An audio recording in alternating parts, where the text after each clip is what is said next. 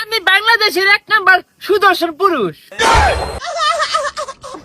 এই তুমি ম্যাডাম কাকে বলছো? তুমি আমাকে চেনো না? না মানে ম্যাডাম, আপনার যে বাংলাদেশের সুদর্শন পুরুষ ঘোষণা করছে, আপনার কি আছে? গল্প সিনেমা নয়, গল্প কাহিনী নয়, নয়তো কোনো মহাকাব্য। নাম্বার 1 ডলফিন খান। উফ গরম। হাই কি বলে?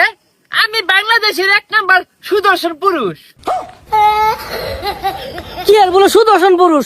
আরে বেড়া না বেডি এটাই তো বুঝতে পারতাছি না। আহা, এ ভাইয়া যে কি বলে না। এই ভাইয়া, আমি হচ্ছি সুদর্শন পুরুষ ভাইয়া। হ্যাঁ বেডি হরন সোলার ফুট জবরদস্ত। তুমি কি বেড়া একটা বেডি নাহি? আউ কি হরে ভাইয়ার কথা শুনলে না আমার গেমে উঠে। আমি হচ্ছি সুদর্শন পুরুষ। এটা আবার কি রে? আই থাম, এর থেকে তো আমি বালা। আমি প্যান্ডা শার্টটা যেরকম পিন্দি আমার সাইবেল আনতে আসা। আপনি এমন করেন কেন? আমাকে না সুদর্শন পুরুষের অ্যাওয়ার্ড দিয়েছে। তুই যা বেড়া একটা বেডি যাই না। উফ, ব্যথা পাচ্ছি। ভাইয়ার সাথে কেমন? ম্যাডাম প্লিজ, ম্যাডাম ব্যারেক করেন প্লিজ। ম্যাডাম, আমাদের লেরা টিভির সাথে যদি একটু কথা বলতেন। এই তুমি ম্যাডাম কাকে বলছো? তুমি আমাকে চেনো না? না মানে ম্যাডাম, আপনার যে বাংলাদেশের সুদর্শন পুরুষ ঘোষণা করছে, আপনার কি আছে?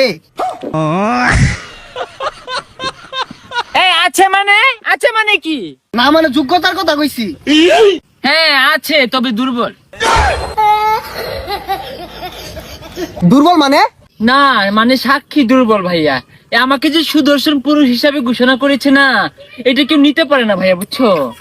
আরে ম্যাডাম, পূর্বে উঠতাছুন কে? আইনে কি নাই নাকি? নাই মানে?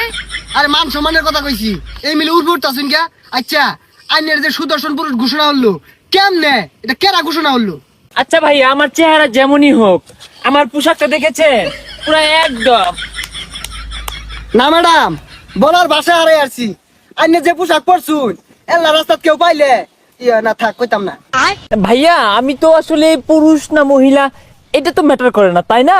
তো এই যে আমার পোশাক দেখছেন, এগুলো আমি বাহির থেকে নিয়ে আসি, এগুলো এক একটা অনেক দামি, এগুলো দেখে সবাই আমাকে সুদর্শন বলে।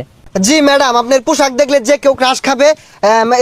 দর্শক আপনারা দেখতেই পারলেন, আমরা এই মুহূর্তে লেওরা টিভিতে কথা বললাম কোরিওগ্রাফি ডলফিন ভাইয়ার সাথে। ভাইয়া কিন্তু খুবই স্মার্ট। তো এই যে পোশাকগুলা ডিজাইন করছে, অত্যাধুনিক পোশাক। রাস্তাঘাটে কিন্তু এগুলো পোশাক পরে ঘুরলে যে কেউ